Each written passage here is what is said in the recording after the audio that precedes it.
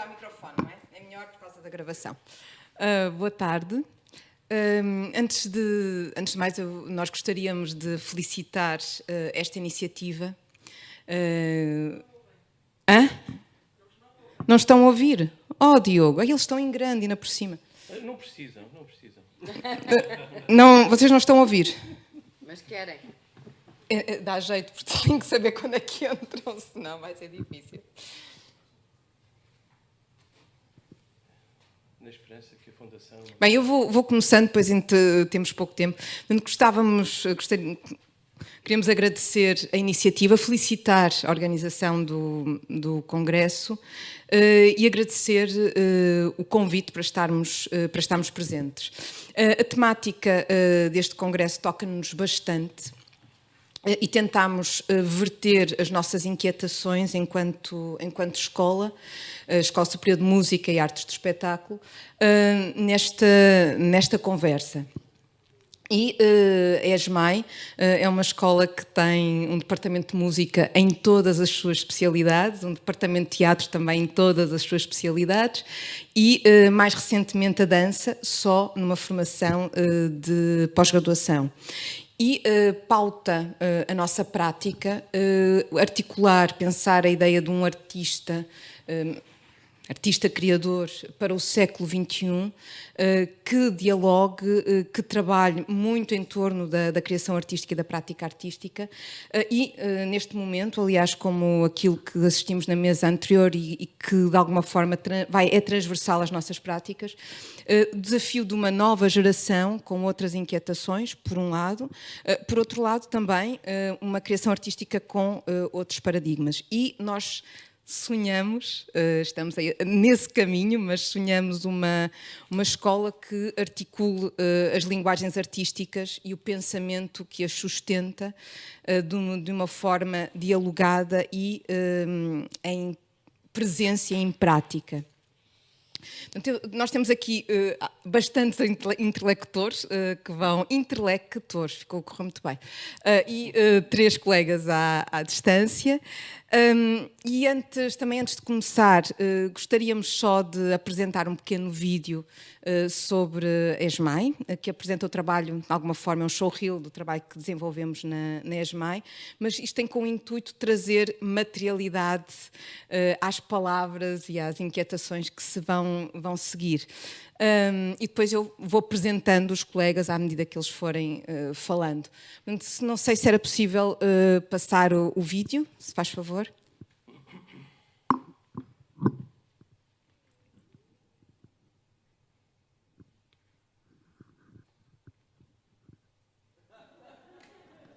Então não tem formação vocal, não tem escola. É sim, formação!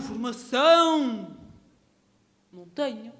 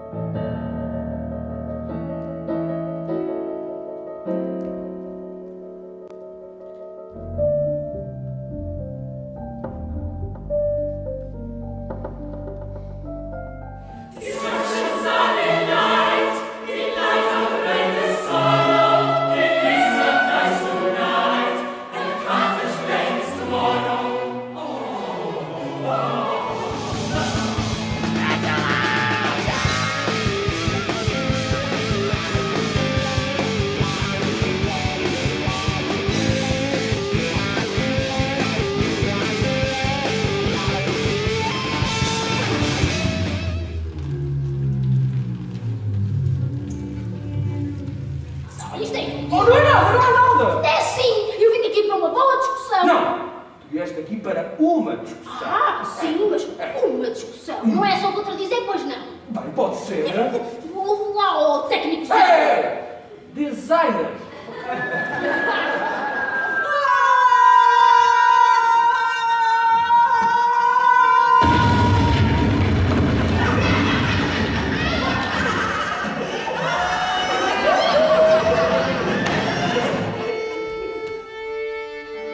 Regressa ao festival que reúne os melhores músicos das mais conceituadas escolas superiores de música da Europa.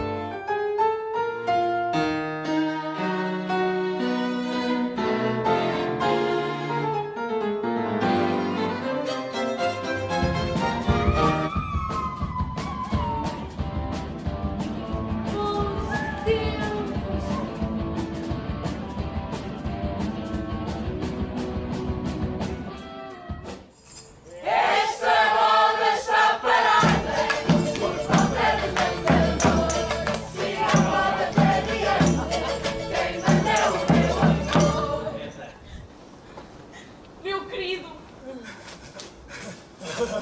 Ah, senhor agrimensor, o seu ombro é tão confortável! Dulce veneno, tu amor ha despertado mis sueños, tu boca me desnuda los miedos para no pensar en mi realidad.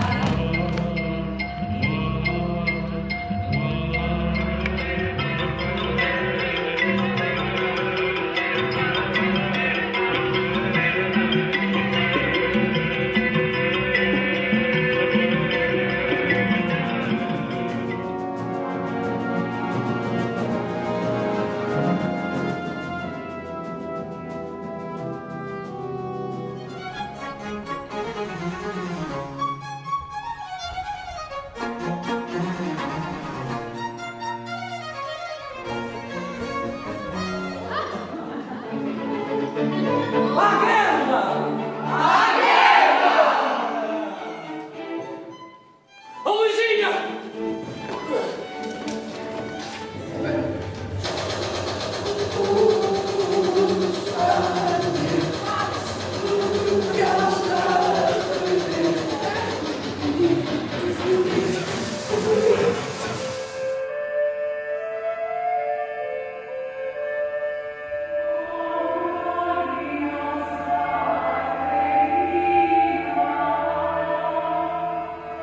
Vós não sabeis intimidar. Jorge, o que nós estamos a fazer tem alguma coisa a ver com política? Eu venho já aí, não te preocupes.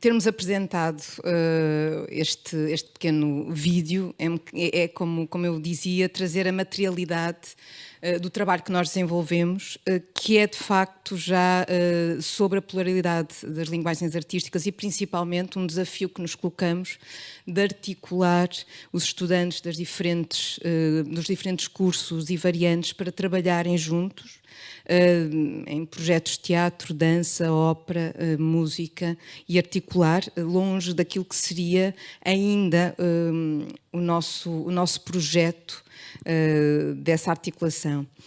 Passando agora aos colegas, aos interlocutores que vão aqui trazer as inquietações, vamos começar com o Mário Azevedo, que é professor, investigador e músico. Não sei se queres apresentar ali.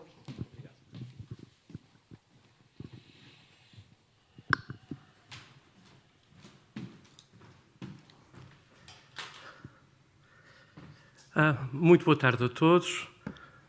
Queria dar uma primeira palavra de agradecimento pela oportunidade de podermos trazer aqui para esta mesa uma problemática conceptual que constitui ao nosso olhar aquilo que poderíamos chamar o ser e o estar da educação artística. Na verdade, quando suspeitamos que a educação artística possa vir a ser uma outra coisa, tal como o título deste nosso encontro, isso revela imediatamente uma sombra crítica parecida com uma espécie de resistência, ou melhor, uma negatividade, face ao atual estado das coisas, e por isso o melhor será demorarmos-nos um pouco, reflexivamente, sobre isso, apostando, sobretudo no campo epistemológico da educação artística. Será essa a minha tarefa. Vou pedir à Cláudia o favor de me desligar o ar, de pôr um bocadinho de antrax nos 2 microfones, para eu poder desaparecer de cena quando tiver que ser, porque o meu tempo dilui-se nisto. Obrigado. Portanto, isto é feito na presunção de podermos vir a abalar e a desinstalar formas de saber que estão associadas à educação artística e que se encontram, a maioria das vezes, naturalizadas e cristalizadas por aquele modo costumeiro de todos dizermos em voz alta, em muitas reuniões, como esta, em que a educação artística é, sobretudo, um saber fazer.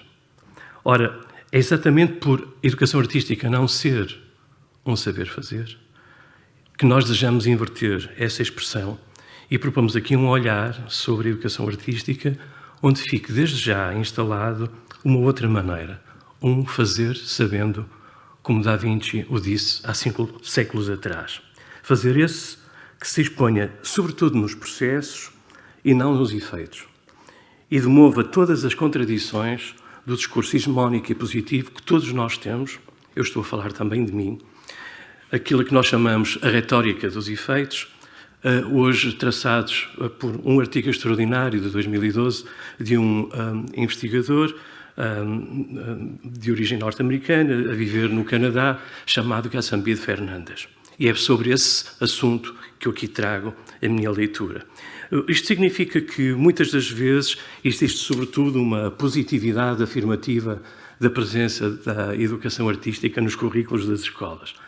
Eu pretendo falar sobre a demolição disso, sobre a qual a maioria das vezes nós não falamos e transporta, no nosso caso, a vontade de substituir esta retórica dos efeitos por uma outra, a que eu chamaria agora retórica dos dispositivos, ou se quiserem, da produção cultural, espaço-tempo para se tornar disponível a ideia de que em educação artística talvez valha a hipótese de haver como um laboratório para a experimentação, para a aleatoriedade, até para a indeterminação libertária, para o zigue-zague entre o erro e o não-erro, entre o êxito e o fracasso, e para um trabalho individual ou coletivo, cujo fim será precisamente o de não ter fim.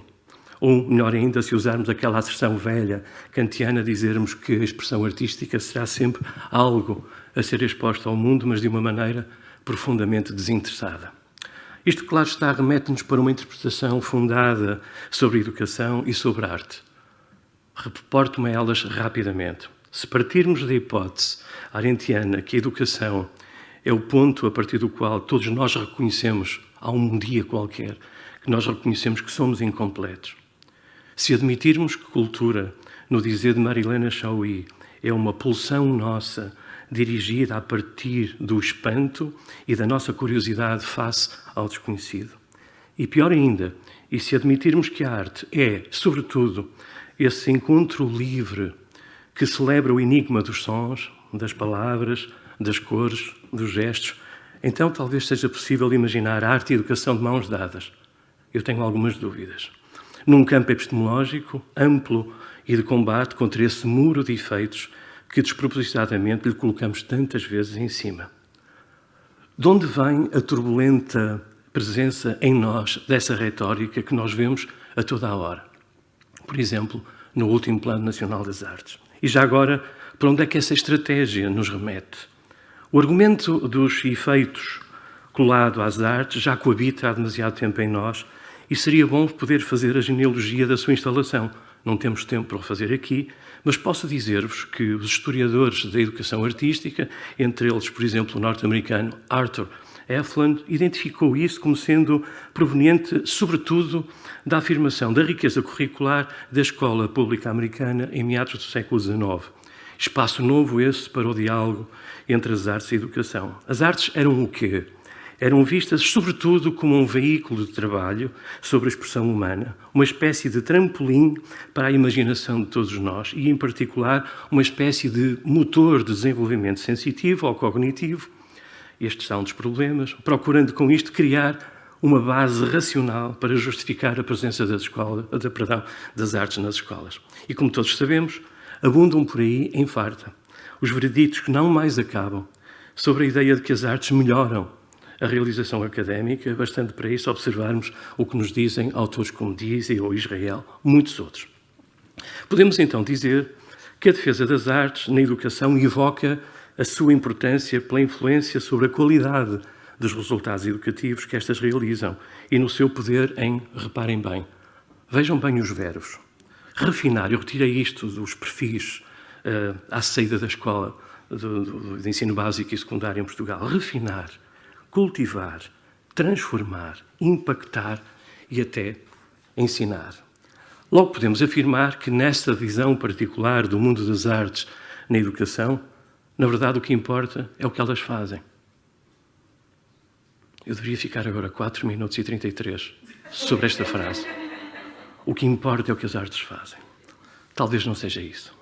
Isto tem que ver diretamente, obviamente, com a necessidade de os professores e educadores justificarem o valor das artes nos currículos, direcionando-nos a todos para esta avalanche de efeitos justificativos em direção, pasme-se bem, à articulação meticulosa com os objetivos gerais e específicos da realização académica. Estou a citar programas nacionais.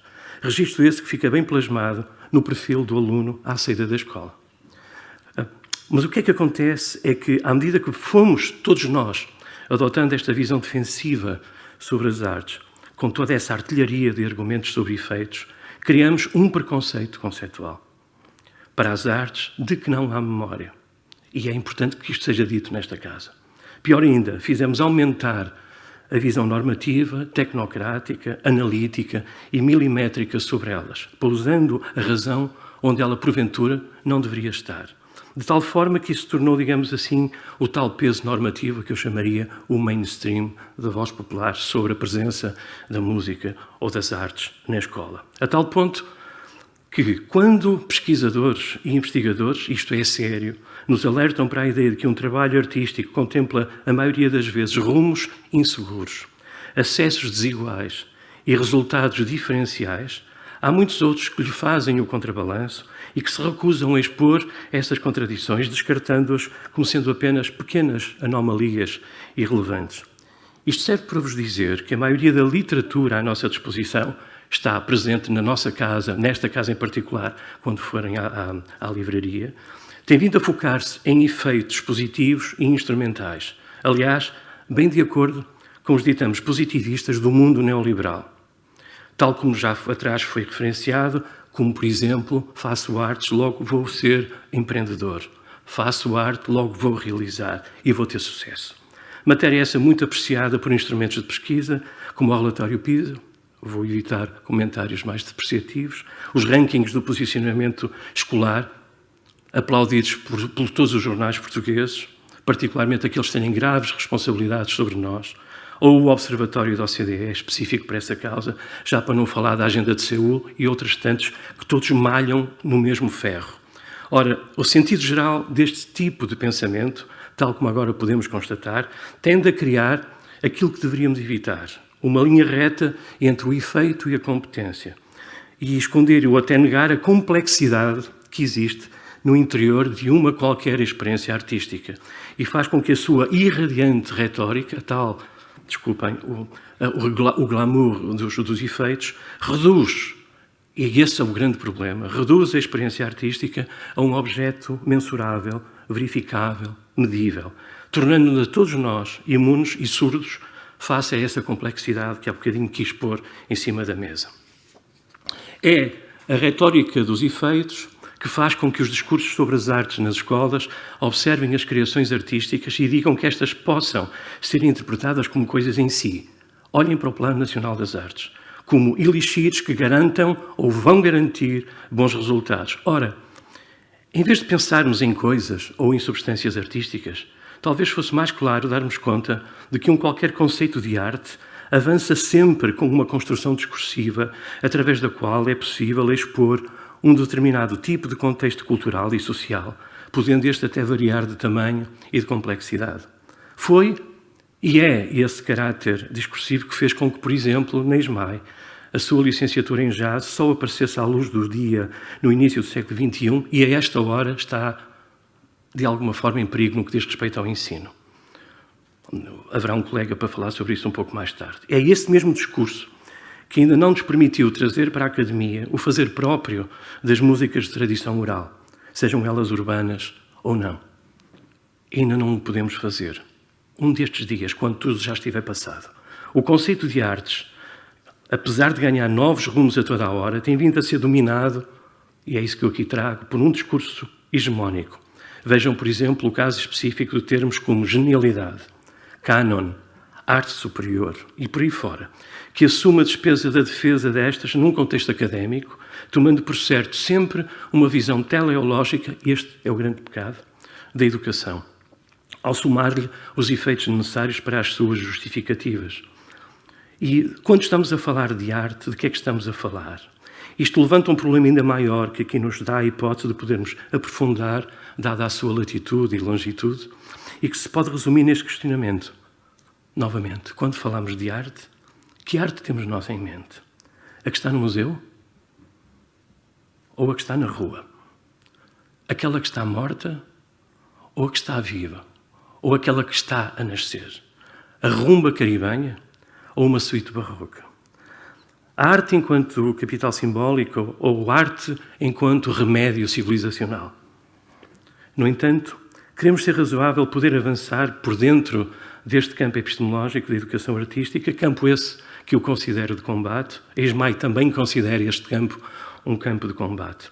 E podermos dizer que mais importante do que refletir sobre o que é a arte e a educação podem fazer juntas, talvez seja mais proveitoso aqui neste encontro, convosco, sussurrando-vos, em pequeno grupo, perguntarmos a nós próprios o que é que nós podemos fazer em direção ao pleno uso das artes na fabricação de um aluno cidadão, disciplinado e empreendedor que nos tendem sempre a impingir.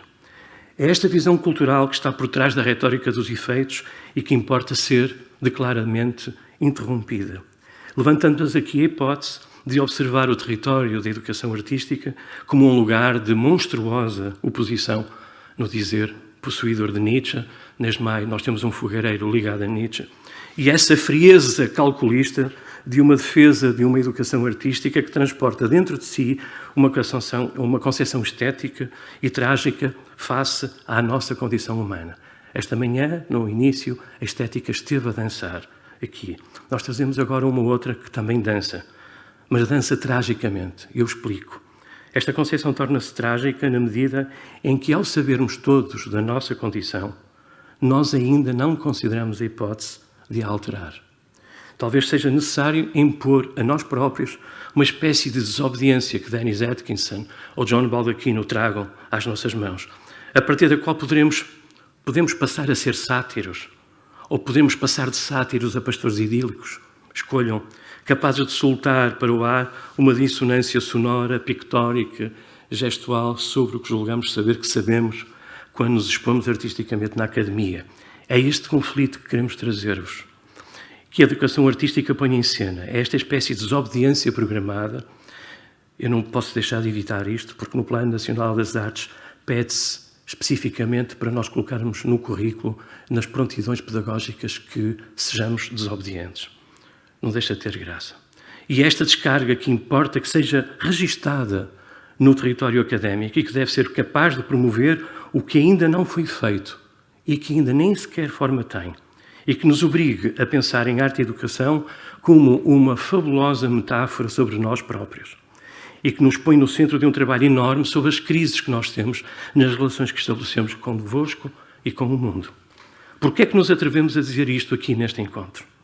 Porque apesar de sabermos que a arte não salva, e olhem que todos os dias dizemos o contrário, continuamos a mentir a nós próprios, sendo a retórica dos efeitos o manto de ignorância por nós agitados quando nos centramos na presença da arte na escola, mas não sabemos cuidar do sensível, que já lá está, à espreita e à nossa espera. Mas bem pior do que isso, é a flagrante reificação da experiência artística expressa em todas as teses desenvolvimentistas que são coladas à educação artística. E recordar-vos-ei que esta casa foi protagonista dessa aventura em dos tempos de uma senhora muito interessante, de seu nome Madalena Perdigão, já lá vão muitos anos, que na absurda necessidade de apresentação de resultados, na maioria das vezes apenas fez um elogio, não ela, mas nós, um elogio mecânico ao mesmo, ou se quiserem, à mesmidade. Estou pronto a acabar. Cláudia, pronto. E é isso que nos leva a propor, então, o quê? Para não vos deixarmos sozinhos e a pensar. O Mário trouxe aqui uma coisa e agora foi-se embora. Uma retórica de efeitos, digamos assim, não. Uma retórica de dispositivos artísticos, claro. Retórica é essa que haja como um processo experimental, onde criar, interpretar e recepcionar possam ser apenas estimuladas pelo veículo fundamental que é a indeterminação das nossas próprias vidas. Esta poética, esta maneira de fazer sabendo, reparem que esta mudança, que já tem 5 séculos, leva-nos exatamente a pensar nisso. É um obstáculo à marcha empreendida por esse tal movimento teleológico. Esta ação, no nosso entender, pode fazer com que essa outra retórica nos possa ajudar a compreender as artes enquanto práticas culturais carregadíssimas de criação simbólica e que nos façam, sobretudo, ter o quê? A possibilidade de ter um encontro livre com o sensível. Assim sendo, esta outra retórica propõe uma reflexão ampla sobre o papel protagonizado pelas escolas na comunidade. Nós ainda não fizemos isso como devíamos na ESMAI, mas este é um caminho inevitável entre nós. Colocar a comunidade toda do Porto, do país, engolir o mundo todo num espaço tão pequenino, velhinho, mas tão rico e tão simpático, que se chama ESMAI. E procurando com isso fazer a experiência que já foi tida em tantas escolas, tantas. Nós sabemos que já existiram escolas que só vivem no futuro. Não preciso de falar da Black Mountain College, não preciso de falar da Bauhaus, pois não. Falemos das nossas escolas. E, portanto, uma escola assim sentida passará a ter o seu lado mais visível no seu modo de ser experimental. E ao contrapormos a esse fazer literal da retórica dos efeitos uma acessibilidade epistemológica, como aquela que agora estou a pôr em cena, ficamos provavelmente mais preparados para combater a esclerose conceitual que o efeito produz em nós. Estou-me a reportar até fundações de direito privado que usam a esclerose para nos conceitualizar, condenando-nos a um léxico comunicacional muito pobre, quase exclusivamente funcional, sob a presença das artes na escola. Agora, para fechar, mesmo sabendo nós que as escolas especializadas em artes realizam um trabalho extraordinário e relevante dentro do sistema público e privado, não podemos deixar de fazer a crítica a um determinado conceito de arte que é justamente utilizado para construir uma irritante exclusão, a maioria das vezes exposta a partir de articuladores de sentido, tais como a tal noção de talento ou de gênio, que ignora completamente o contexto social na determinação sobre quem vai ser ou não incluído ou excluído. Este é um problema não resolvido entre nós. À exceção, e agora vou terminar, honrosa de Tino Rederrans, que se tornou recentemente o verdadeiro carteiro de Neruda, que no seu debate com uma figura sobre o qual eu não posso dizer o nome, nos falava sobre as cores dos seixos da praia, porque aí podemos dizer que na praia todos somos diferentes, todos somos complexos, somos todos indeterminados. E não será por isso razoável ostracizar, seja quem for, mesmo aqueles a quem nós não podemos dizer o nome, e tornar esse nosso olhar um verdadeiro momento que podemos chamar cultural, mas eu diria sensível. A ESMAI precisa de tempo para se aventurar, precisa de criar hoje uma indisponibilidade ao que lhe chega sempre de fora. Para quê? Para aceder à experiência real da sua própria transformação. Quando todos nós, e irão sorrir, estamos obcecados por metas, perfis, conteúdos que nos chegaram há 30, 40 anos de Boston e ainda não saíram do lugar. Programas e currículos que mais não são do que mecanismos, o Foucault, de policiamento sobre nós próprios. Os professores, os artistas, os professores artistas, os artistas professores têm conseguido libertar-se dessa didascália burocrática que todas as escolas são obrigadas a ter. A educação artística talvez possa ser exatamente a recusa a tudo isso ao promover, e agora sim, a experiência da ausência, ao apostar naquela frase espantosa de Bartleby de Melville que dizia: perante isto eu preferiria não o fazer. Isso seria suficiente para nos expormos não ao que somos, mas àquilo que nos falta ser. No nosso entender, a educação artística é exatamente a experiência dessa transformação, sendo a escola, no nosso caso a ESMAI, a caixa de ressonância certa para uma experiência que não pode excluir a realidade que vivemos.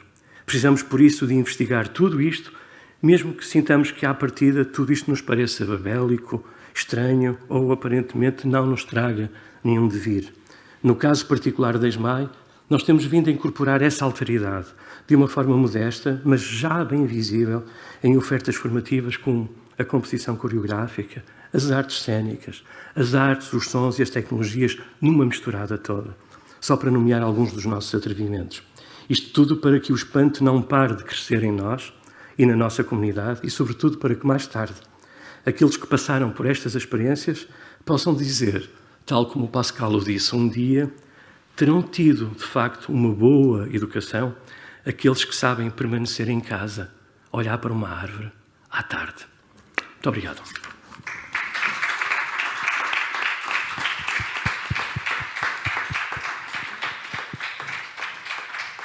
Passaria agora ao Daniel Moreira, que, fruto dos tempos, está à distância. E o Daniel Moreira é também professor, investigador e músico. Muito bem, ora, muito bom dia ou boa tarde a todos. Espero que me estejam a ouvir em boas condições. Se não for o caso, por favor, queixem-se. Como a Cláudia acabou de apresentar, realmente eu sou professor de música na escola. E, portanto, a minha intervenção vai estar mais focada na área da música, embora se deixar de fazer algumas pontes com o resto da escola.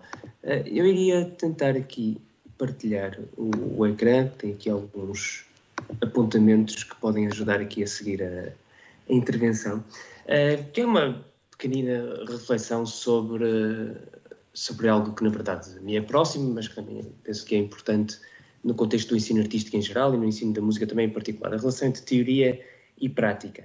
Enfim, da minha parte pessoal, o meu lado mais prático é o facto de ser compositor, o meu lado mais teórico é o facto de ser investigador em música, sobretudo na área da análise musical. E na escola também tenho algum serviço docente na área da composição e um serviço docente mais substancial na chamada área da teoria, da qual sou, de resto, atualmente o coordenador. E eu gostaria de começar por fazer por dizer algo que me parece que é relativamente óbvio e que, aliás, se depreende do vídeo tão interessante que podemos ver no início, é que a ESMAI é eminentemente uma escola prática, no sentido em que está eminentemente focada no fazer artístico, nas suas múltiplas dimensões e múltiplas linguagens. Isso traduz-se na sua estrutura curricular, por exemplo, no caso da música, com as diferentes variantes, o instrumento e canto clássico, digamos assim, em sentido lato, a música antiga, o jazz, a composição e a produção e tecnologias da música, no facto de em cada um deles haver uma ênfase, até do ponto de vista curricular, de acreditação forte, por exemplo, no instrumento individual, 11 créditos em 30 em cada semestre, e na listagem aqui das unidades curriculares, o instrumento aparece em primeiro lugar, e depois as práticas coletivas, enfim, a componente mais prática.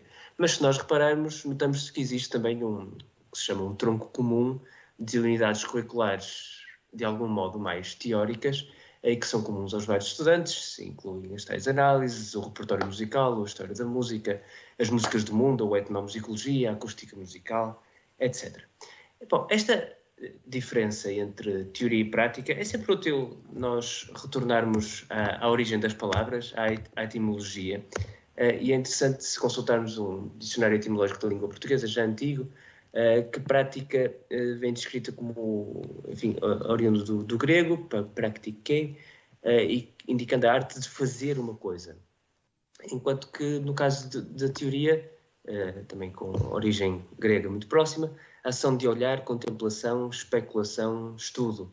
Se consultarmos um dicionário etimológico inglês, neste caso online, encontramos algo muito parecido. A teoria remete para concepção, esquema mental, e para contemplação, especulação, olhar para, enquanto que a prática, enfim, seguir ou empregar um curso de ação, pôr em ação, fazer. E é curioso até que, se consultarmos aqui um artigo relativamente recente e muito interessante, que coloca esta questão de Who needs theory anyway? A relação entre teoria e prática na educação musical, e os autores começam por colocar esta reflexão curiosa. Para quem pratica a educação musical, a relação entre a teoria e a prática não tem grandes problemas. Se tudo corre bem, sem problemas, não é necessário teorizar. Uma prática educacional eficiente pode até ser vista como uma indicação de que a teoria é uma distração em vez de uma melhoria. Não é apenas desnecessária, pode até ser prejudicial.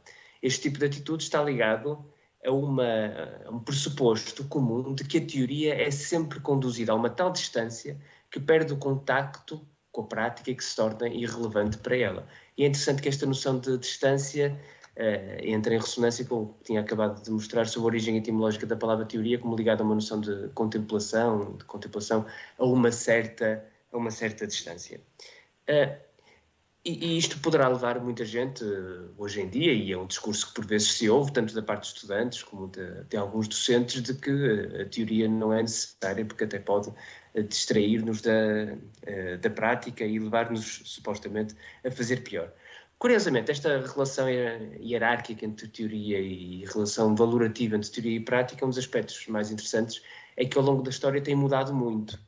E como no mesmo artigo é referido um pouco mais à frente, e é algo bem conhecido, no caso da Idade Média, por exemplo, a hierarquia funcionaria ao contrário, era mais valorizado o conhecimento teórico, em parte precisamente porque, estando mais distante do lado empírico, do lado material, supostamente conseguiria chegar a verdades mais profundas.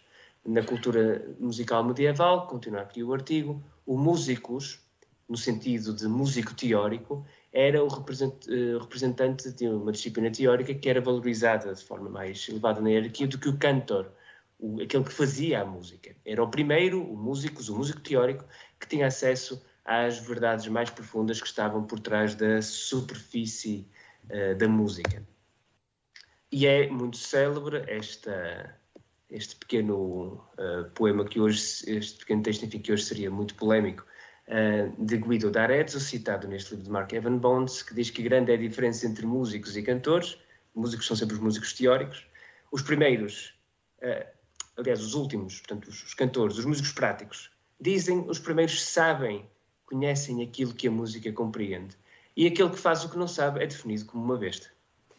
Bom, mas o próprio Guido d'Arezzo, que escreveu isto, como é indicado aqui num outro texto, da história da teoria musical ocidental, do Thomas Christensen, na introdução, este monge italiano do século XI, Guido, que esteve ativo durante grande parte da sua vida na Catedral de Arezzo, grande parte, o seu principal interesse, na verdade, era o ensino da teoria musical para fins práticos.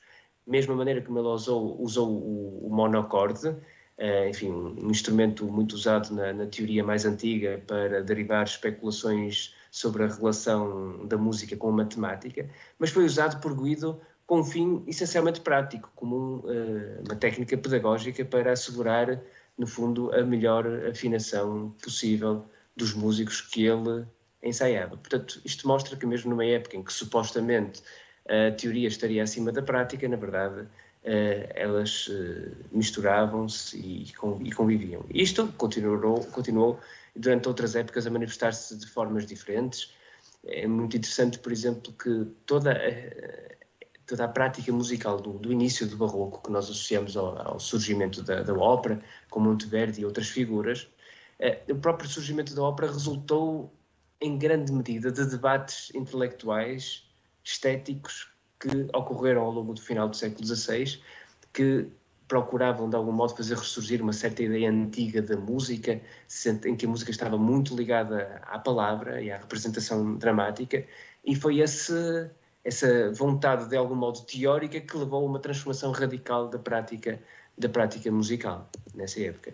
Na verdade, a diferenciação que nós muitas vezes fazemos, esta separação que nós fazemos entre teoria e prática, parte de outras separações que podem ser um pouco problemáticas. No fundo, a separação, se quisermos, entre o saber e o fazer, a separação entre razão e emoção e a separação entre mente e corpo. Enfim, dualidades que tradicionalmente na cultura ocidental eram vistas como muito separadas, mas que realmente nas últimas décadas nós temos percebido cada vez melhor que há uma fronteira muito porosa entre saber e fazer, entre razão e emoção, entre mente e corpo, e por isso também entre teoria e prática. E um dos aspectos em que parece que isso também se manifesta é que a teoria não tem que abordar apenas os aspectos mais racionais, mentais, intelectuais ou matemáticos da música.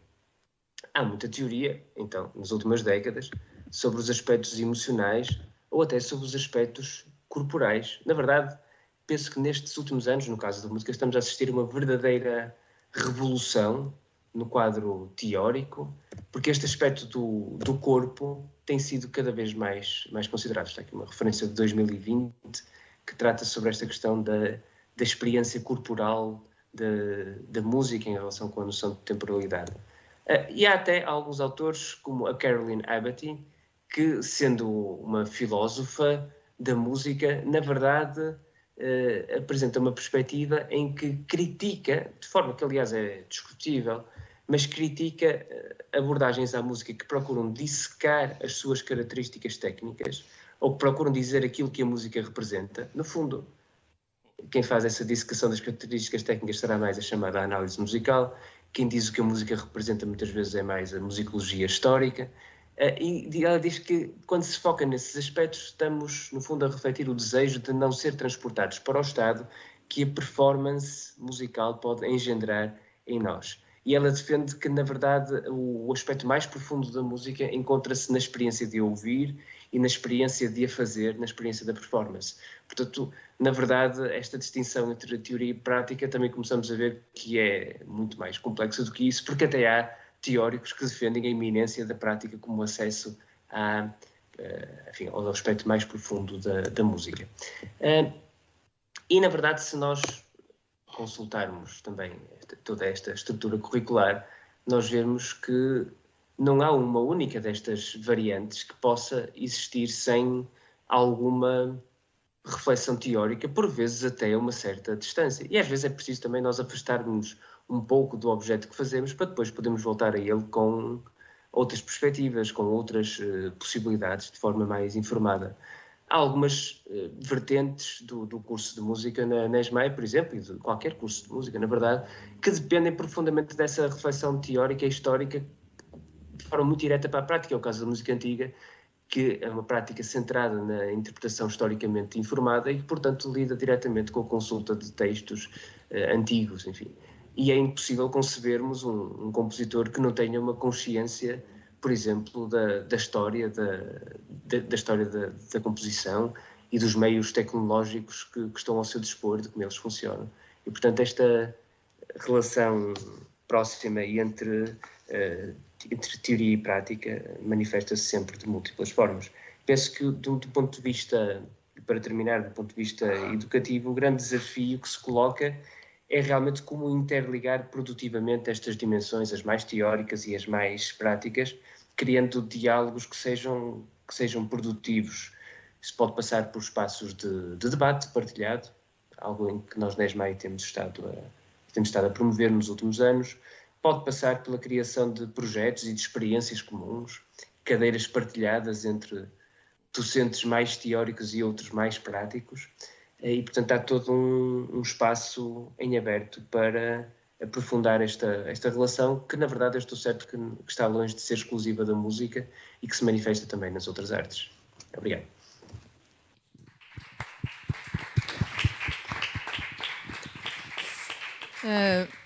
Passamos agora para uma apresentação partilhada, presencial e online, entre a Manuela Bronze, professora, artista plástica e figurinista, investigadora.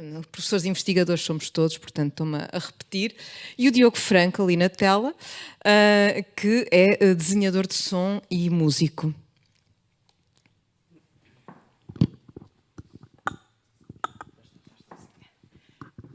Muito obrigada.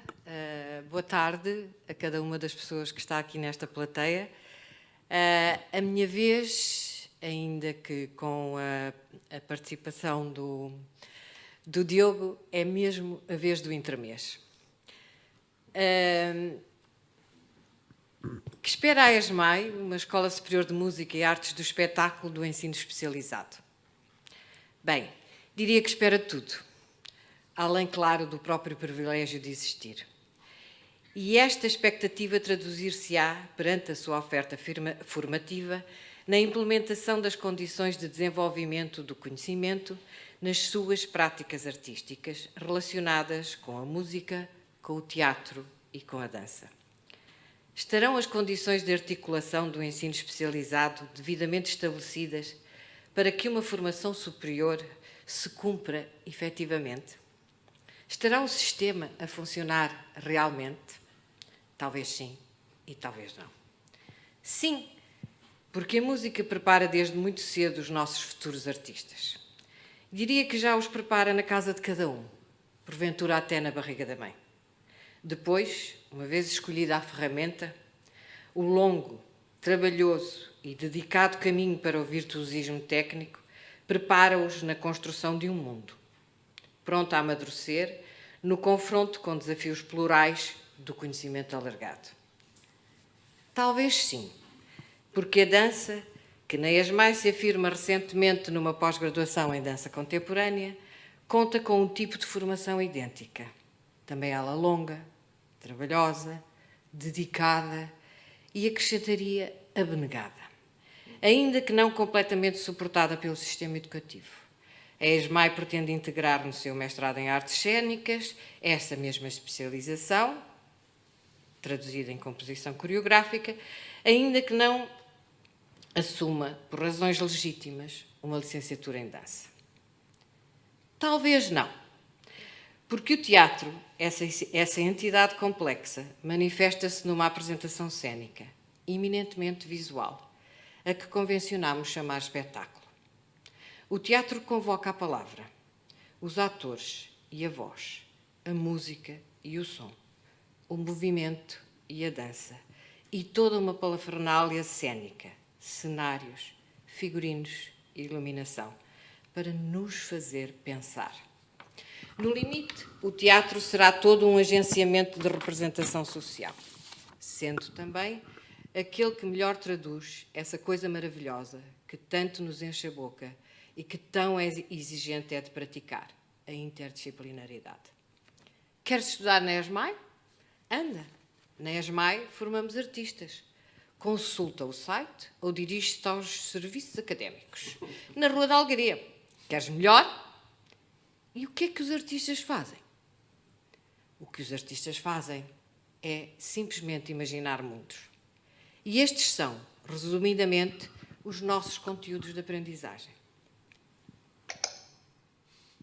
Então, muito boa tarde a todos. Agradeço desde já o convite e então passarei a fazer uma apresentação. Vou partilhar o ecrã para poder esclarecer então quais são os nossos conteúdos de aprendizagem de forma genérica.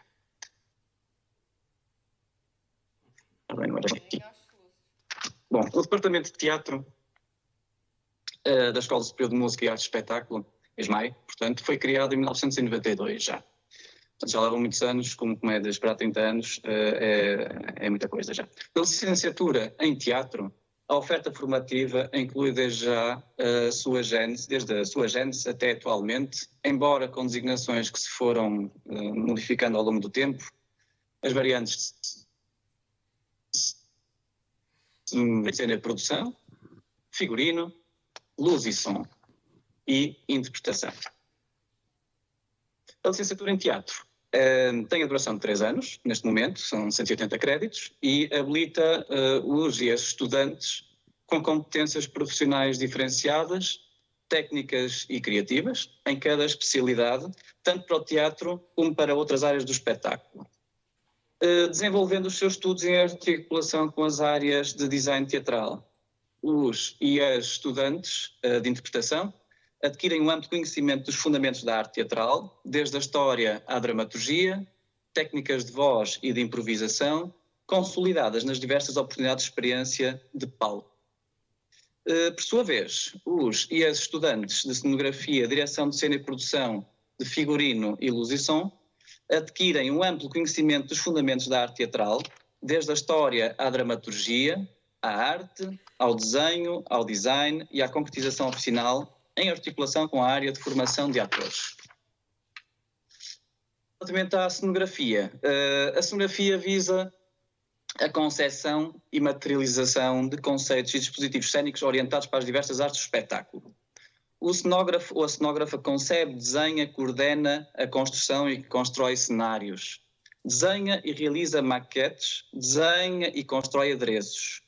Coordena também o espaço de apresentação, os meios técnicos, materiais e financeiros disponíveis. E, centrada no teatro, a formação possibilita o contacto com o cinema, a televisão, a ópera e a dança.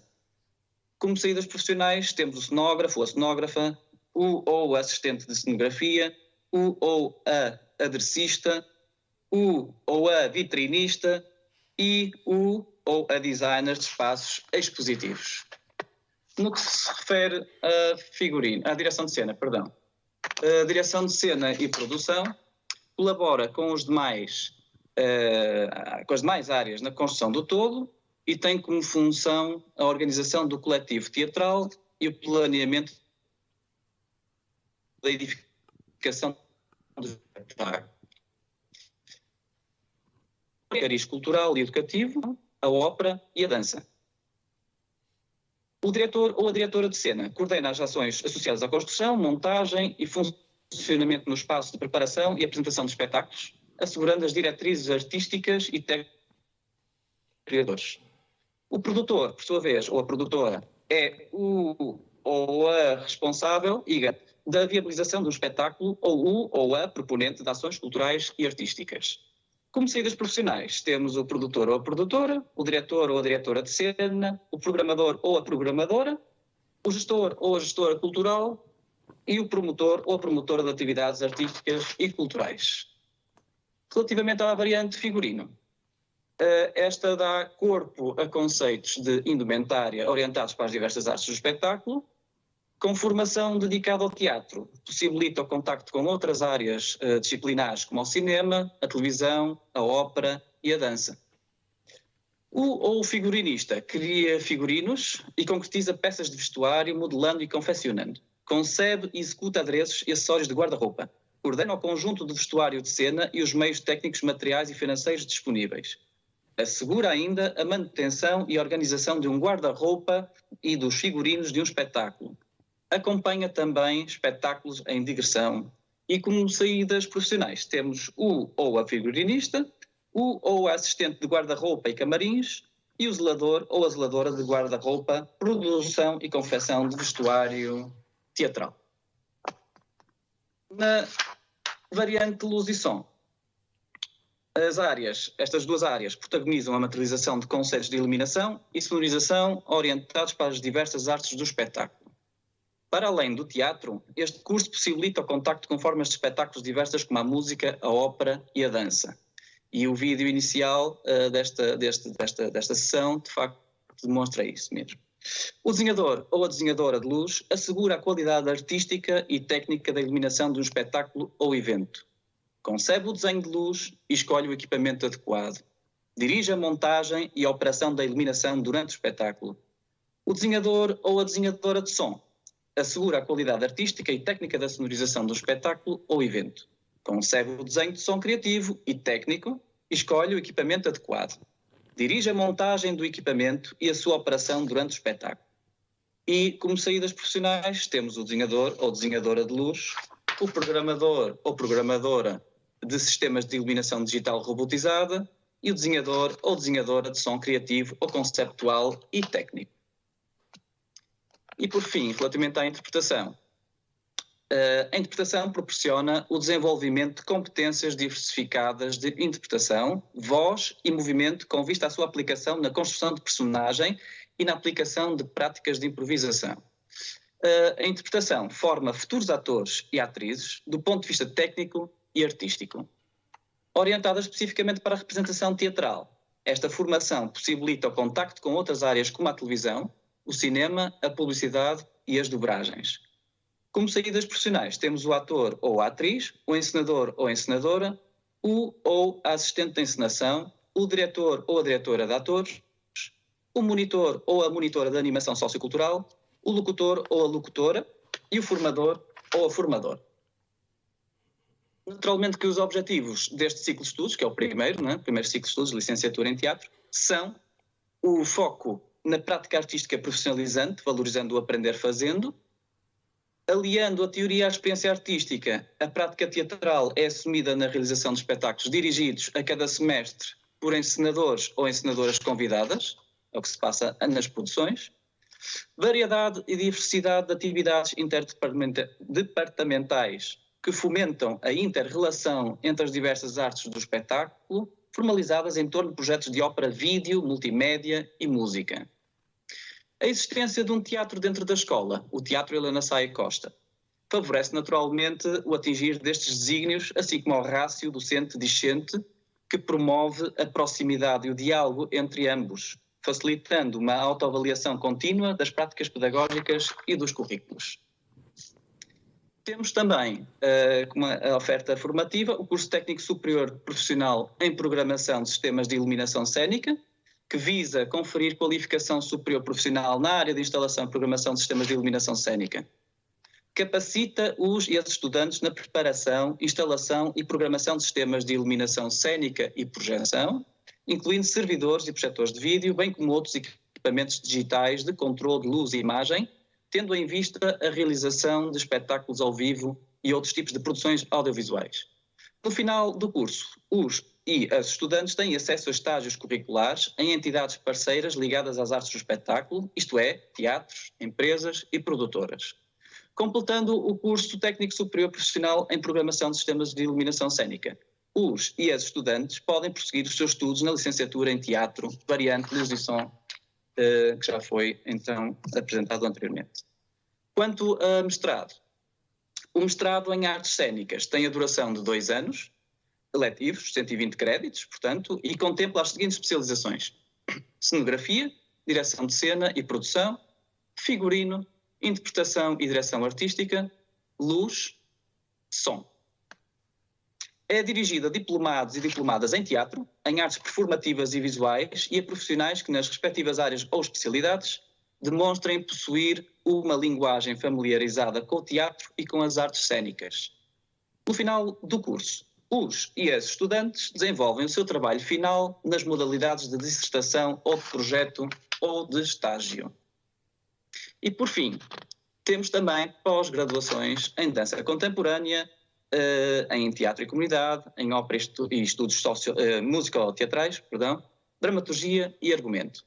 A pós-graduação em dança contemporânea é dirigida a diplomados e diplomadas e a profissionais em dança, portanto estamos a falar de bailarinos, bailarinas e coreógrafos e coreógrafas, e as pessoas provenientes de outras áreas disciplinares com experiência em práticas artísticas relacionadas, possibilitando a cada estudante a oportunidade de desenvolver e apresentar publicamente o seu projeto artístico nas áreas da coreografia, interpretação, produção, programação e mediação de públicos.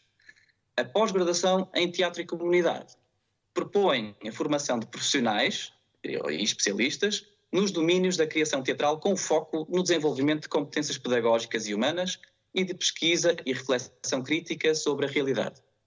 Quanto à pós-graduação em ópera e estudos musicoteatrais, esta promove a formação especializada em ópera nas suas diversas vertentes e na sua relação intrínseca com o processo de concepção, produção, realização e apresentação do espetáculo ópera.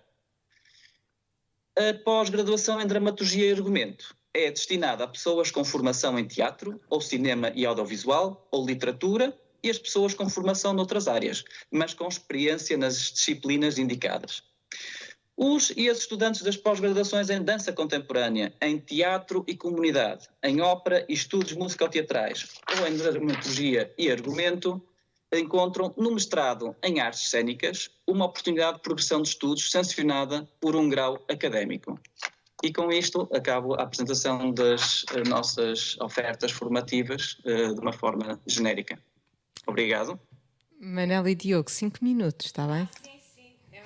Sim. Mas eu só queria pensar um bocadinho como é que vou subverter o sistema, porque isto diz que nós estamos completamente no sistema.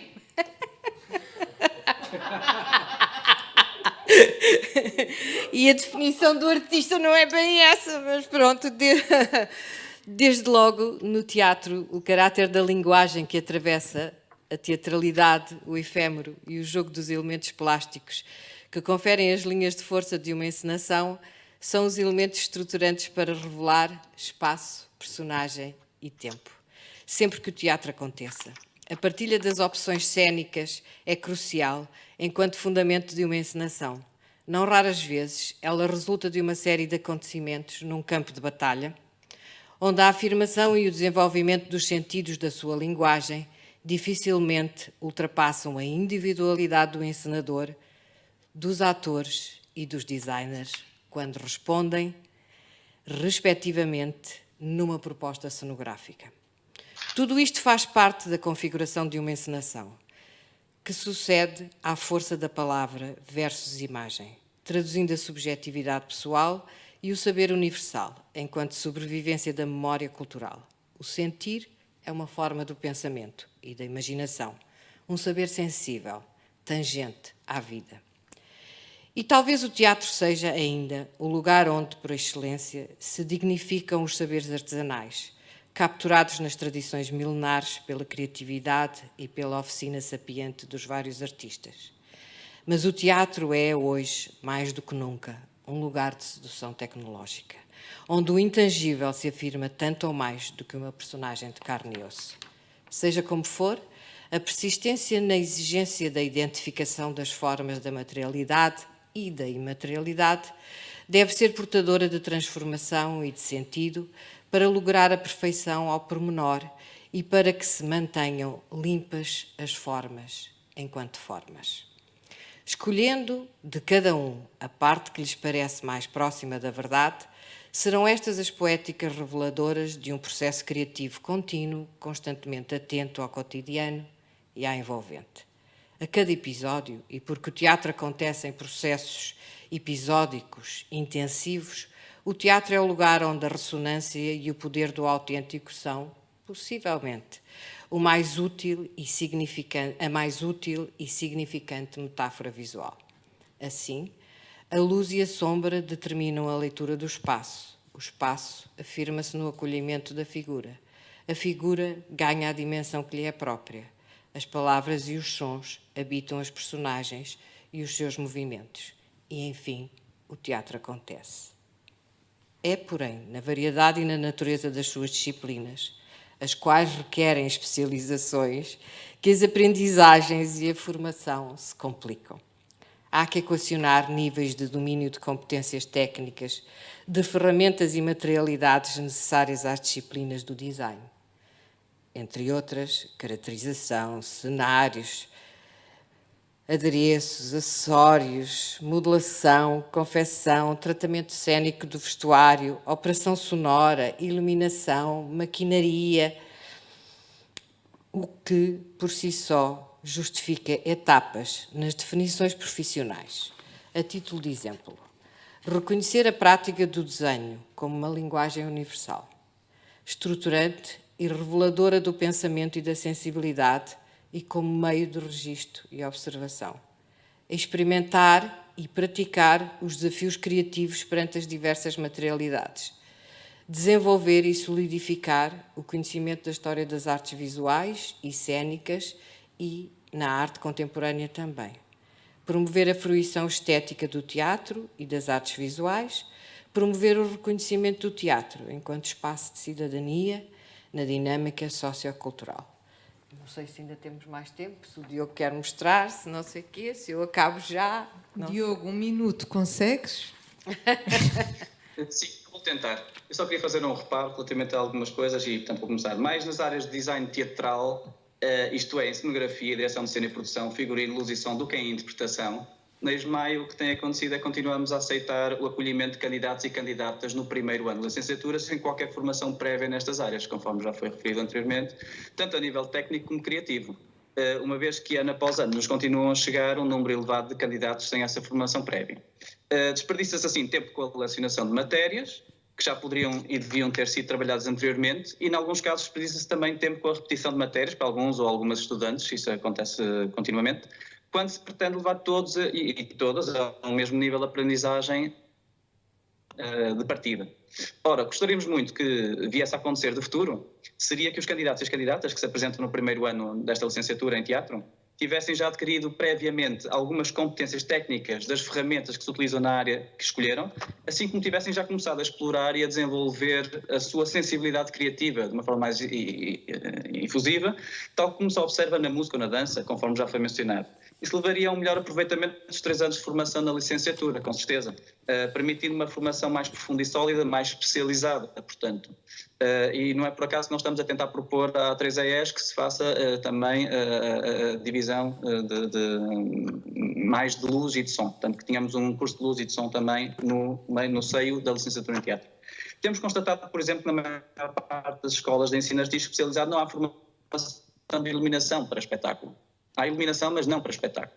No que diz respeito ao som, a formação tem sido tendencialmente dirigida para as vertentes de estudo de gravação, videojogos, audiovisuais, multimédia e muito pouco para o espetáculo em geral. E para acabar, o investimento na articulação curricular entre o ensino artístico especializado e o ensino superior parece-nos ser, portanto, a via a seguir do futuro. Portanto, é isto que eu queria realçar. Obrigado. Muito bem. Eu acho que a gente dá a coisa. Ok, obrigada. Então eu passaria nesse caso, já que a Manela dá por terminada, para o Paulo Perfeito, que está online, que, acumulando professor e investigador, é músico mais na área do jazz, isto gostamos sempre de especializar músicos, e que vai falar exatamente dessa problemática. Muito bem, penso que me ouvem bem. Muito boa tarde a todos os presentes. Obrigado por este convite. É com muito orgulho que estou hoje aqui para falar um bocadinho do percurso que o jazz tem feito no ensino especializado da música.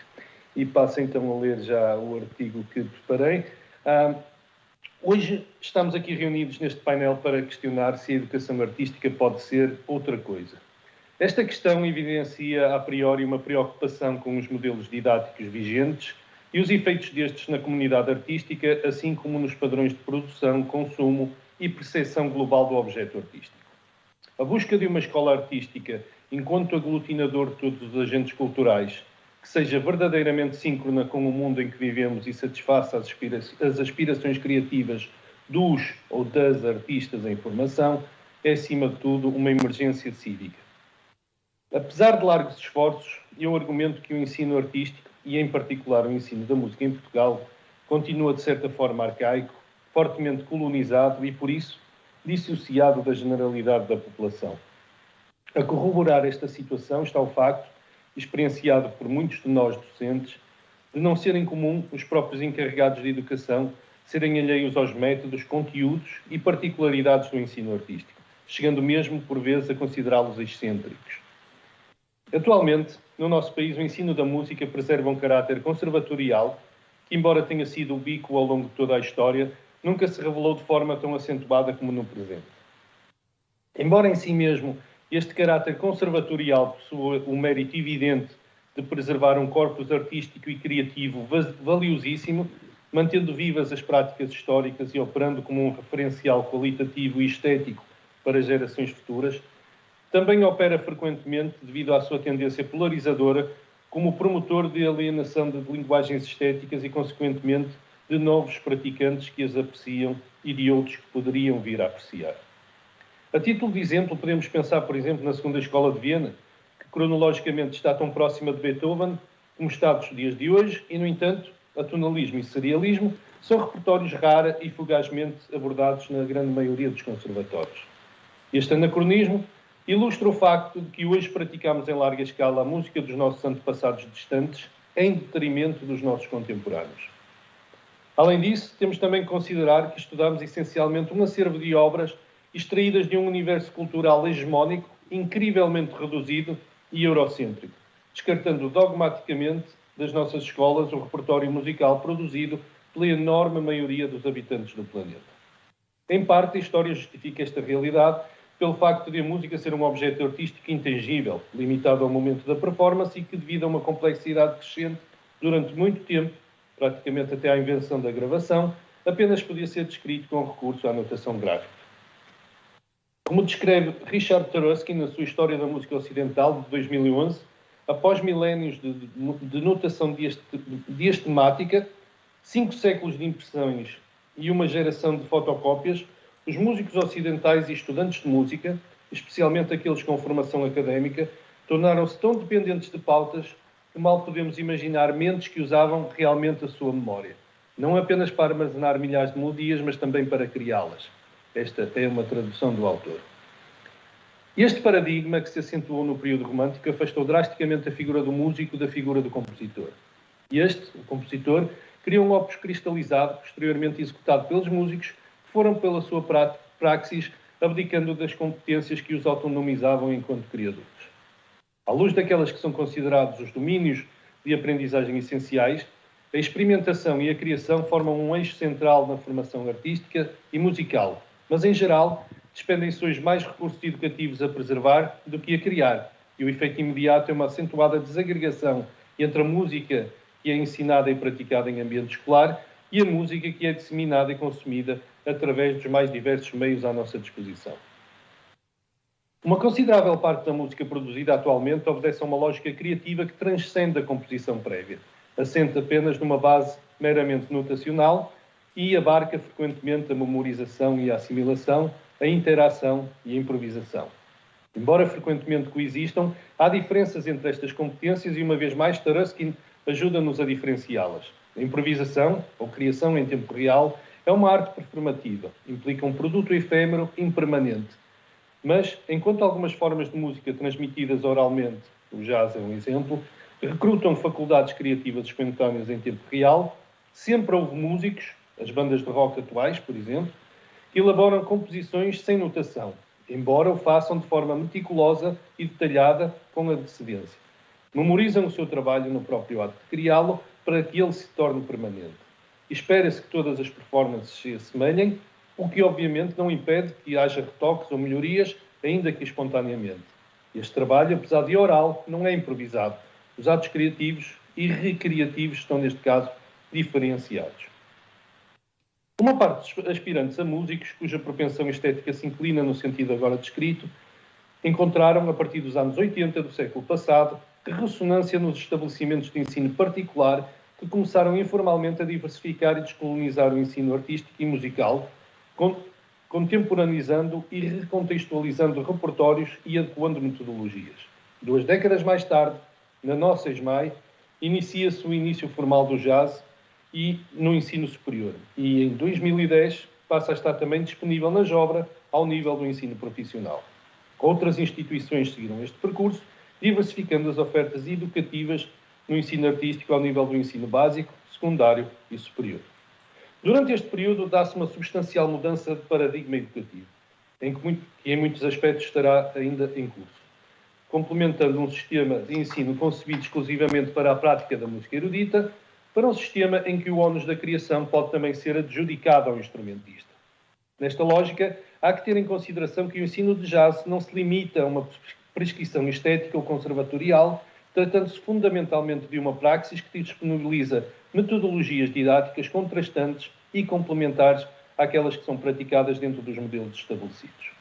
Embora a improvisação tenha feito sempre parte da tradição musical secular, seja ela popular ou erudita, e sobretudo da tradição eclesiástica, a abordagem do músico de jazz distingue-se destas no sentido em que a improvisação é um ato consistente, ocorrendo durante toda a performance, generalizado, todos os membros de um ensemble o fazem, e interativo. O conteúdo de cada interveniente é afetado e afetador do conteúdo dos restantes.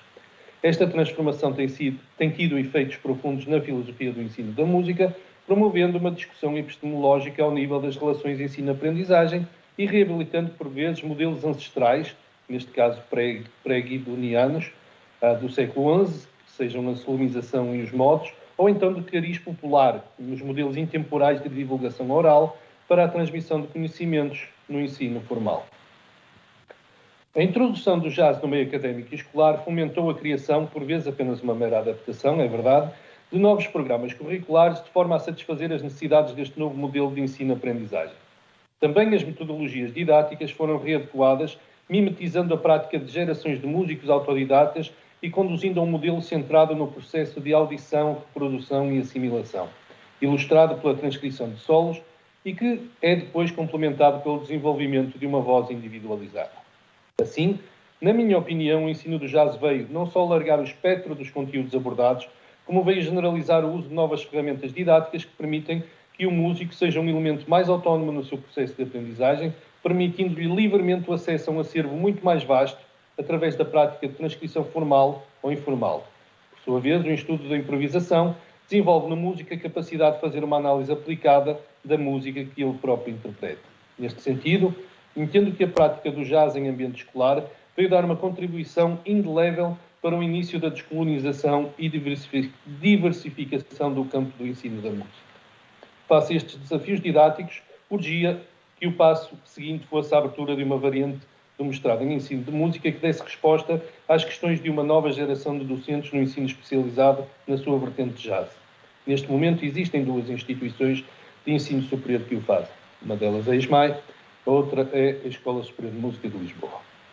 Ao assumir a existência de um ramo dedicado ao jazz, certifica-se que é respeitada a especificidade dos conteúdos e assegura-se uma geração de professores dotados de formação adequada às necessidades do ensino do jazz e sensibilizados para a necessidade de investir na autonomia e capacidades criativas dos seus alunos.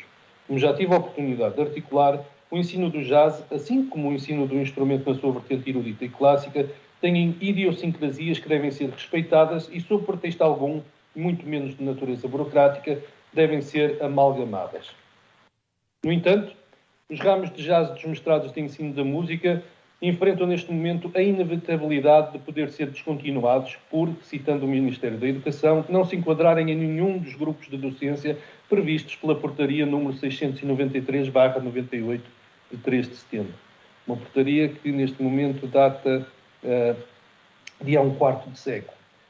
Chama-se a atenção para o facto de que o recurso à contratação docente por grupos de recrutamento só se aplica às escolas públicas do ensino especializado de música e não às instituições de ensino particular e cooperativo. A Rede Nacional do Ensino Especializado de Música é constituída por apenas 14 escolas públicas e por 188 escolas de ensino privado e cooperativo com autorização de financiamento e apoio financeiro por parte do Ministério da Educação. Vai perder aqui quem mais faz. Os estabelecimentos de ensino particular e cooperativo que albergam a grande maioria dos cursos de jazz serão no futuro privados de aceder à contratação de docentes especificamente qualificados para as áreas de lecionação, pelo menos no que ao jazz diz respeito. Neste sentido, descontinuar este ramo do mestrado em ensino de música vai obstruir todo um percurso que se iniciou em 1948 com a fundação do Hot Club de Portugal por Luís Vilas Boas. E trata-se de uma decisão profundamente anacrónica, com uma prática de ensino que se pretende tendencialmente mais aberta diversificada e descolonizada. Tenho dito. Muito obrigado.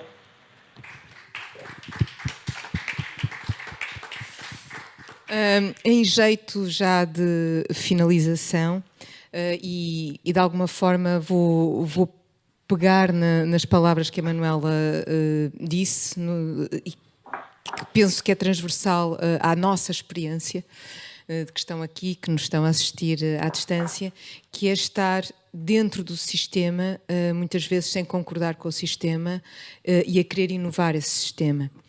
E isso coloca desafios enormes, que já foram falados. Também, só aqui fazer uma breve nota da diferença que existe numa transição do ensino especializado, básico e secundário, na área da música e da dança, que tem tido um trajeto um bocadinho mais feliz, e das áreas do teatro, das diferentes áreas do teatro, e neste momento também da questão do artista. Nós falamos muito do artista professor, do professor artista, e o desafio que eu fiz ao António Augusto Aguiar, que é professor, também investigador, e é músico, e que já há alguns anos, 8 anos, teve que ter o desafio, aceitou o desafio de facto de ser presidente da ESMAI, presidente de uma escola artística,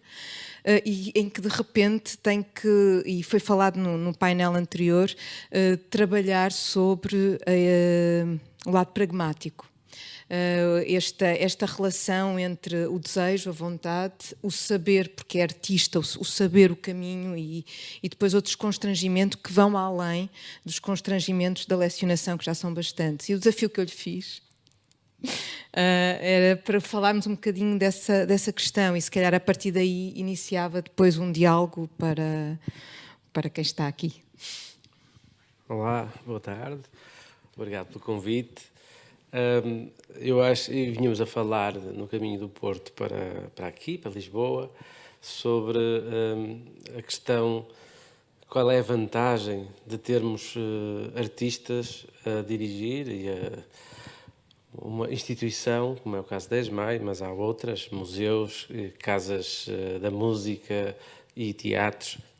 Portanto, dizia eu, a vantagem de termos artistas a fazer esse trabalho, que muitas vezes é de gestão, e todos os constrangimentos que existem ligados ao financiamento, que é uma camisa de força, como todos sabemos, mas julgo eu, e falo por mim, vocês me dirão daqui a uns meses, quando eu deixar de ser presidente, que está no final, mas a vantagem poderá ser também não perder o foco do que ela é a atividade artística, e o desígnio do ensino das atividades artísticas, sem perder a vivacidade que eu julgo, e eu encontrei enquanto aluno da ESMAI, que também eu fui, e encontrei uma escola muito aberta a tudo o que é de novo.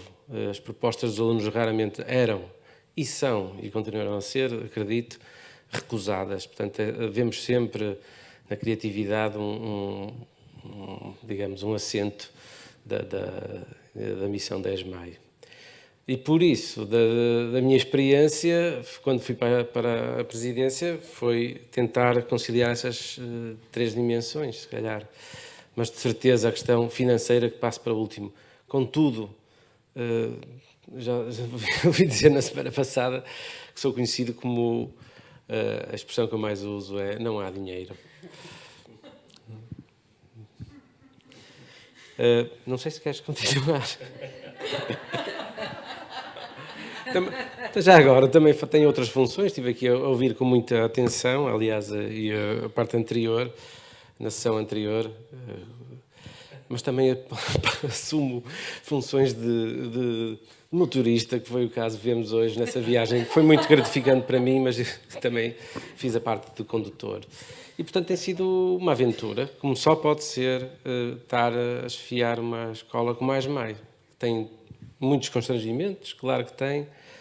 E já agora gostava de falar de uma coisa que também falaram na sessão anterior, que tem a ver, se calhar, com uma tendência das escolas, neste caso, e as escolas de secundário também passarão por esta dificuldade, que é manter, e falava só um bocado da técnica e dos programas e isso, manter uma visão, claro que é necessária, do passado, e também estavam a falar das questões teóricas, mas sem perder o foco do futuro. E acho que a dificuldade de uma instituição como a nossa, julgo que nas outras terão o mesmo problema, é a contemporaneidade. Como é que nós aceitamos e promovemos essa visão mais moderna e atual das artes. Obrigado. Muito obrigada. De facto, mas ele é conhecido por não há dinheiro e também como músico excepcional. Calma, não fica só não há dinheiro. Aqui do chat, pronto, deve ser hora de almoço. Obrigada, parabéns, obrigada. Não, portanto, só não há questões, porque o pessoal já não sei se aqui há alguma questão que queiram colocar. Desculpem que nós tomamos tanto tempo.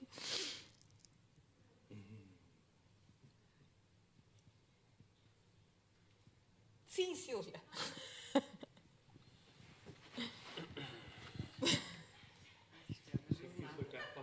Nós não saímos daqui. I will speak in English. Is that okay? Okay, perfect. You can speak in English. No problem. Thank you. It's lovely to meet your school. Thank you so much for the introduction, for your words, for your journeys.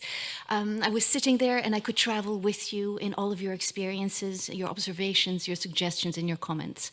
Thank you for that. The video was incredible, lovely to see. There's something about the visual image in motion that gets the heart going and the passion flowing. I've noticed, so I'm a teacher in Portugal for a while now, and it's probably not just a national issue, but one of the most challenging issues relative to creativity and how a school, right, which is a paradox, a complete paradox. How do we teach art? I mean, it's just... but how does a school as a system, right, as a provocative system, so to speak, I feel that it's always a few steps behind what is actually happening. So one of the obvious things to do is to create an interrelationship between the people that are in the field doing the work, millions of steps ahead, or maybe even behind.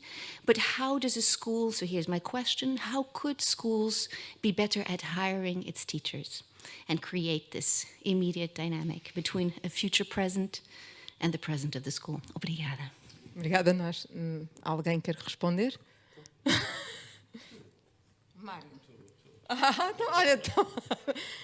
Então, olha, já posso falar em português, não posso se eu vier. Mas há aqui Daniel, o Paulo, o Diogo. Bom, se calhar a questão que tu levantas, Sílvia, é mais do que pertinente e é de facto a nossa eterna questão. E não é. Vou começar por dois olhares, da minha perspectiva, e até porque vou conhecendo os diferentes departamentos e vou cruzando. Há uma fragilidade, há uma linha muito frágil ainda entre estar atrás, de facto, estar num outro tempo, e muitas vezes pelos próprios estudantes que ainda vêm com o imaginário sobre o que é estudar arte. Começa por aí. Um corpo... Eu costumo dizer que neste momento nós estamos a trabalhar com a vanguarda artística do século XXI. Será seguramente. E também não sabemos muito bem o caminho entre os constrangimentos que nos são impostos e o outro lado, que é aquilo que nós queremos fazer e desejamos fazer. Eu não tenho a certeza, aquilo que eu estou a dizer é a minha perspectiva, é aquilo que eu acredito se calhar, mas que já vou vendo. Eu acho que há um lado extraordinariamente importante que são os nossos estudantes, os jovens criadores, e o que eles estão a propor e o que é que eles nos estão a dar. Gostaria que eles tivessem tempo, porque vai ligar com o que eu vou dizer a seguir, que eles tivessem tempo real para se cruzar mais. Vou falar, parece aqui que estamos desculpem o termo, a fazer merchandising 10 de maio, não é essa a realidade, mas há um dado que é importante, nós gostamos muito da escola onde trabalhamos e gostamos muito uns dos outros, tanto que andamos sempre a discutir uns com os outros, porque de facto gostamos muito uns dos outros e porque a arte se faz em coletivo e em colaborativo. E se calhar essa paixão, temos essa sorte de ter uma paixão por aquilo que fazemos e pelo espaço que habitamos. Mas sinto que há uma falta de tempo real dos nossos estudantes para se cruzarem. A SMAI tem a dança, a música, o teatro, dentro da música, vai da música antiga ao jazz, passando pela composição, e de repente eles não têm tempo para se encontrar e para criar e para, que eu acho que é algo que vai desplotar e que, como dizia o António Augusto Aguiar, mais conhecido por Togo entre nós, portanto eu vou usar aqui como nós o tratamos, nunca um projeto de um estudante é negado na SMAI. Às vezes são os projetos mais mirabolantes a acontecer às 3 da manhã ou dia 24 de dezembro, e nós tentamos sempre, mas há esse lado do tempo. Agora, Sílvia, eu acho que o outro lado que tu referias e que é muito importante tem a ver com o professor. Nós neste momento estamos, eu acho que é transversal, e vocês diziam na vossa sessão anterior, eu acho que é transversal a todos os níveis, a todos os níveis de ensino. Nós também não temos tempo. Nós estamos obrigados e forçados a ser tudo. A fazer um trabalho administrativo para além de ter que produzir no nosso lado de investigação, e essa produção muitas vezes não nos dá o tempo para investigar sobre o que queremos, mas para ter que produzir o paper, etc. Todos nós sabemos essa realidade, e também para a nossa criação artística, mesmo entre nós. E aí eu pergunto, eu ouvi a vossa sessão com muito prazer e corroboro aquilo que disseram, e foi algo que nós, ainda bem, eu acho que as duas sessões se complementaram. Nós não falámos sobre esse olhar, o olhar sobre o estudante, mas é sobre eles, é com eles que nós temos que estar. E em que tempo e com que disponibilidade estamos para essa singularidade que nós queremos, com toda a pressão que temos em cima. E parece-me que sim, isso é algo que a mim gostaria de ver debatido.